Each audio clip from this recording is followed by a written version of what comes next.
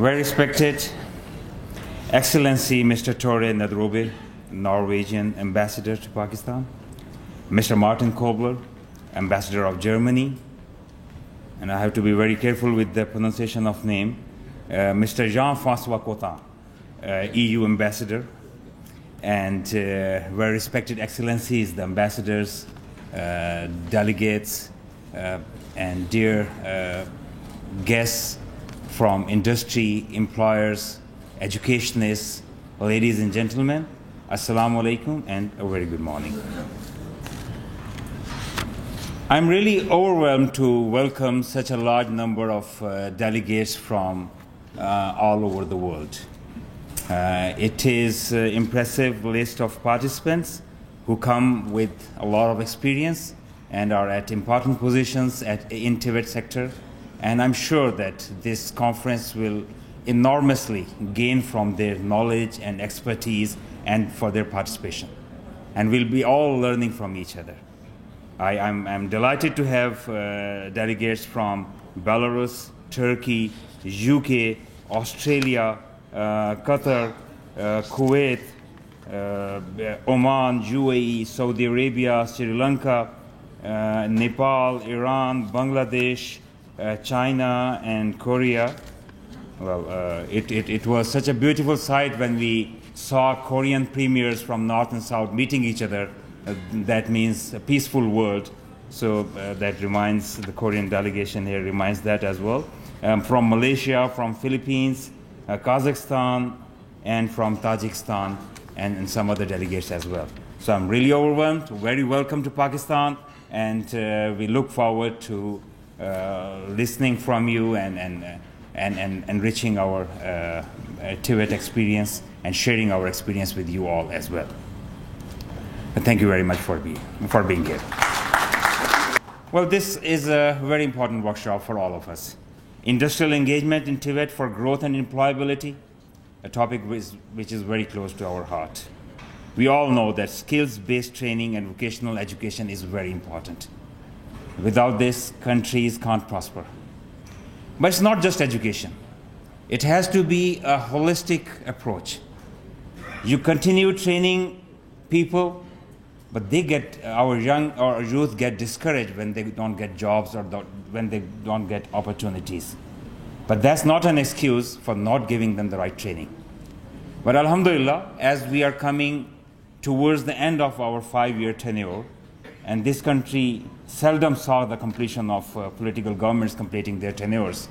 And there were a lot of fault lines which were developed over the decades or in our first 70 years in the rule of dictators or non-continuity of policies. And I truly believe that this was the first truly democratic government Pakistan had. And alhamdulillah, we have come a long way in these 5 years. In these 5 years, in 2012-13, as Ambassador Kobler was mentioning as well, Pakistan was facing huge challenges. Schools were being blown up in some parts of the country. The terrorism incidents were occurring every day, taking place every day. There were explosions every day, whether firecrackers or huge explosions. And our economy was really facing the consequences as well. Our large-scale manufacturing index, LSMI, that is very important as an indicator of the industrial growth, was close to 0 or less than 1%. Our GDP growth was quite dismal as well.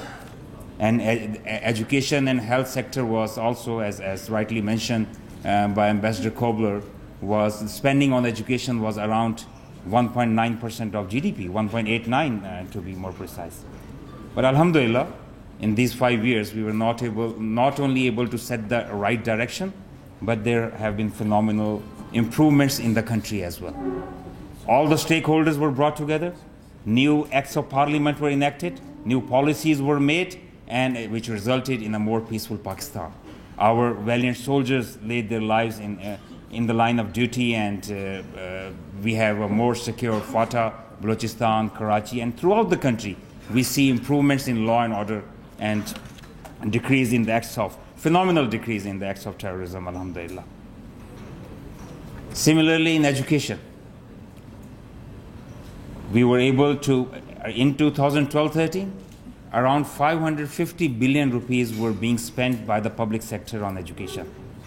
In 2017-18, the budgetary allocation went up to more than 900 billion rupees.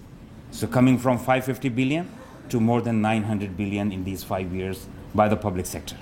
But still, that's not enough. We need to keep spending more and more. We need to keep improving more and more. We have not only improved in absolute terms because our economy was growing and our GDP was growing and we had more fiscal space, but we were also able to increase it in terms of percentage of GDP. So that speaks volumes about the priority of the government. In terms of percentage of GDP, as rightly said by you, it's close to 3% now. And then again, TVET was also one of the top priorities in the education sector. We are really thankful to the TVET Support Reform Program, to the development partners and friends, as rightly said, for coming together and for the first time giving Pakistan and together NAVTEC and the provincial TEFTAS and all the government and the development partners and all the stakeholders work together. And it's always a win-win situation when we synergize, when we coordinate, when we cooperate and when we collaborate. It's always a win-win situation. So together we were able to form, for the first time in Pakistan, a national skills strategy. NSS was formed. For the first time in Pakistan, a TVET policy was finalized. For the first time in Pakistan, and it was incredible that we were able to come up with National Vocational Qualification Framework. So we exactly knew which direction we had to take. And after that came the hardware part as well. Government of Pakistan, from its own resources, not only that all the provincial governments are spending a lot more on vocational and technical education, but the federal government, in additionality to all the people who are being, all the young people who are being trained by the provinces, in additionality, we started a Prime Minister's Youth Skill Development Program. And through this program, initially, 25,000 youth were trained every year, and they were given 6 months training courses through NAVTEC. NAVTEC, which is an apex body in trade and vocational education, did the part right, and the results were very encouraging. Looking at the results, we got it increased. The funding was incredibly increased, and in the following years, it was 50,000 students per year. And in this current year, we are training 100,000 youth across the country through NAVTEC. And when you look at the success stories of these young people who went out and got the vocational training, whether it was hospitality management or whether it was plumbing or electrician or a heavy machine operator, from very simple to very technical courses, this program made a difference in their lives. We hear the success stories of people who were living in extreme poverty, and after this 6 months training, they were able to find decent jobs. Some of them went for entrepreneurship and became great entrepreneurs when they started their businesses of their own. And still, even if someone is still unemployed or couldn't be an entrepreneur, he or she reports improvement in their lives and in the standards. So education always helps. So Alhamdulillah, things are improving in that. And when TVET policy was given, there were two things which were the center point in that policy. One was recognition of prior learning, RPL, and the other was competency-based trainings. In competency-based trainings, it's not the time which matters, it's the level of skills which you acquire it matters. And in RPL, we always see that Ustad Shagird Rishta, in which students or the young people, they get training at a place which is not an institute for that purpose. But they acquire the requisite level where they can be certified. So RPL is a phenomenon, and it's being practiced all over the world. And Pakistan, when we started it, now especially Punjab and Khyber Pakhtunkhwa and other provinces have started it. It's showing good results, and it's adding to the certified labor force Pakistan is having, alhamdulillah. At NAVTEC, close to 1,000 courses had its curricula revised and brought to the international standards. 1,100 trades in 200 institutions have been accredited. This accreditation program is giving new standards to the Pakistani institutes. And then there was also another very important missing link Pakistan had. Our Apprenticeship Act was dysfunctional. Apprenticeship program, which is very important for any vocational training setup or the programs for the country, was not as operational as it should have been. The only law we had was enacted back in 1962.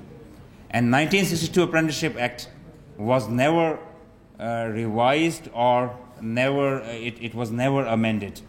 So it was not relevant for the time. We got it, we discussed it, and we got it improved. We made it easier for the industries to have more apprentices. At the same time, we made it binding, talked about apprenticeship fund, and I'm glad to inform you that only recently, in year 2017, we got it passed after Cabinet. It was passed from National Assembly and Senate, and now it's law of the land. Apprenticeship Act 2017 is in place now, alhamdulillah.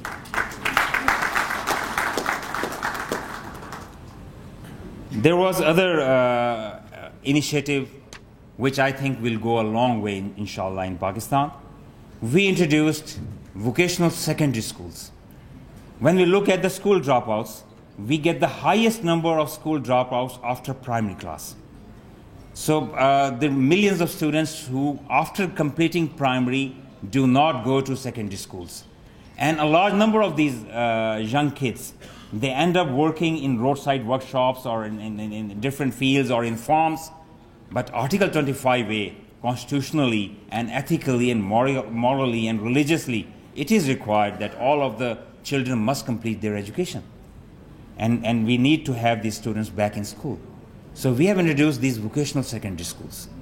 And in these schools, for the first 3 years, students get some kind of formal education, which is less intense as compared to normal schools. At the same time, they get some type of introduction to vocational and technical education. And after completing grade 8, for grade 9 and 10, we have hundreds of NAVTEC approved courses, which we usually call post-middle courses, that's after grade 8. So these 2-year courses are offered to these students, and they can get directly to the vocational field they want. While being in schools, they can get the formal training. And we know that trained labor force contributes directly to national productivity output, to national development, and also to their own household income and GDP as well. So it's very important. Ambassador Kobler mentioned about German dual-based, dual training systems. In 2014, we reenacted actually, after devolution, we had a huge gap in Pakistan when provinces, all education was devolved to provinces, and provinces weren't talking to each other, and they were moving ahead in isolation. So we reintroduced Interprovincial Education Ministers Conference. IPEMC brought all the provinces together, and together we finalized our policies. It was that forum where we actually talk about TVET policies and other things as well. Curriculum is a devolved subject. We know that curriculum is very important for human development, and it lies in the center of education. So at IPEMC, we talked about National Curriculum Council and enacted one, and this is a functional body now, and National Curriculum Council is in place where all the provinces and federal government and all the entities our GB, AJK, and FATA, and ICT, they come together and we decide and make decisions regarding education, alhamdulillah. And in 2015, when I was visiting Germany, I was very happy to see that German examples were very relevant. Germany has, I think, 15 provinces, they call it Länders, and all the Länders, education is a totally devolved subject there, but all the Länders come together in a conference called KMK, Kultusministers Conference, and together they make decisions, and we were also kind of moving in the same direction. But visiting that institute also gave us more insights, and we further strengthened our system in those lines as well. Similarly, what we started as vocational secondary school, I was happy to see that in Germany, they have a system of education after primary education. There were a system of schools called Hauptschule. And Hauptschule, at Hauptschules, around roughly 20% of the primary school kids, after completing primary, they go to Hauptschules and they learn vocational education directly. So again, and that gave us more comfort that we were not reinventing the wheel, and this is the way to go with, because Germany is very well respected across the world for its technical and vocational education. And we must keep learning from the nations which have proven their mettle to the world. Alhamdulillah, it was in education, as it was mentioned, that out-of-school kids is a big challenge Pakistan faces. In this tenure, more than 5 million additional children were brought to schools, and that resulted in directly resulted in decreasing the number of out-of-school children. And this rate of decrease of out-of-school children is more than thrice, is more than 3 times Pakistan ever achieved. So alhamdulillah, that tells us that we are all set to going towards achieving our SDGs. This rate needs to keep on increasing, and alhamdulillah, in these 5 years, there, as I told you earlier, going from 550 billion rupees in education to more than 900 billion rupees in 5 years, going at tertiary education sector, in higher education. In 2012-13, the funding was 45 billion rupees. We were more than 107 billion rupees this year. Next year we will be more than 115 billion rupees. So it's not a 10 or 20 or 30% increase. In these 5 years, it has been more than doubled, and that shows the priority, inshallah. Similarly, I refer to LSMI, Large Scale Manufacturing Index, which is phenomenal now. Pakistan's GDP growth rate last year was 5.28%, and this year, alhamdulillah, we posted a GDP growth rate of 5.8%, which is one of the top GDP growth rates. Pakistan became one of the top countries in the world for posting that kind of impressive, alhamdulillah, GDP growth rate. And LSMI index is, there's no looking back. There has been new projects, new energy projects, more than 10,000 megawatts being added in these years. And it's not that we're just adding more and more capacity to produce power. We are also correcting our energy mix. We're making that energy mix right as well.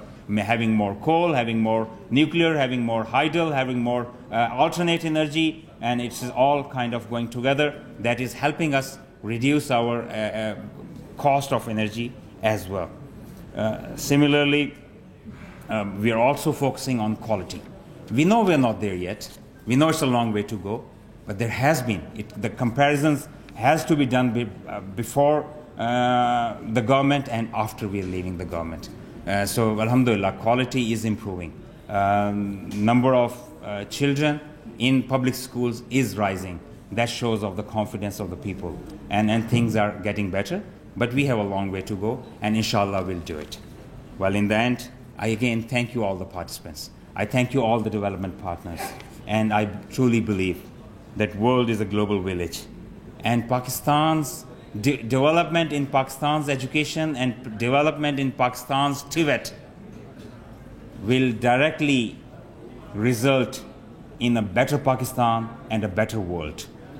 But we are gifted with this huge demographic dividend of huge number of percentage of youth. We must educate them and train them right to make them relevant and for Pakistan and for the world. There are many countries in the world which are negative population growth, and they need more help from other countries. And Pakistani youth, if rightly trained in the right fashion, in the right manner, with the right skills, when we mention skills, it's not just the skills for jobs, it's the soft skills as well, it's the attitude as well.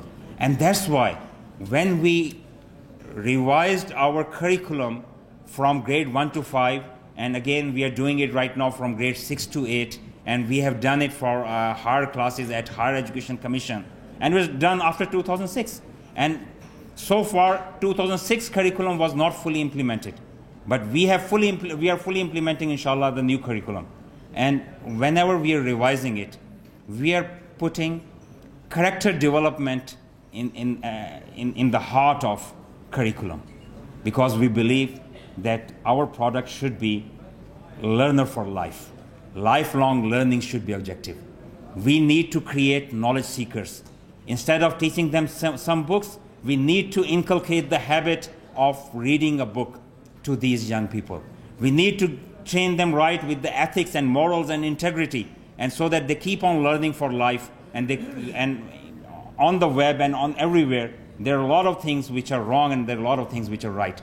So they should have a strong character to tell the difference between right and wrong, not only and keep on learning as they go on. So inshallah, we are trying to make things right, and things have improved. We have huge challenges. Access to TVET is one of that as well. But I can vouch on this, and I can assure you that the amount of funding which has gone into education and TVET education, it was unprecedented. But still, we need to improve it further. Thank you very much, all of you. Pakistan Zindabad.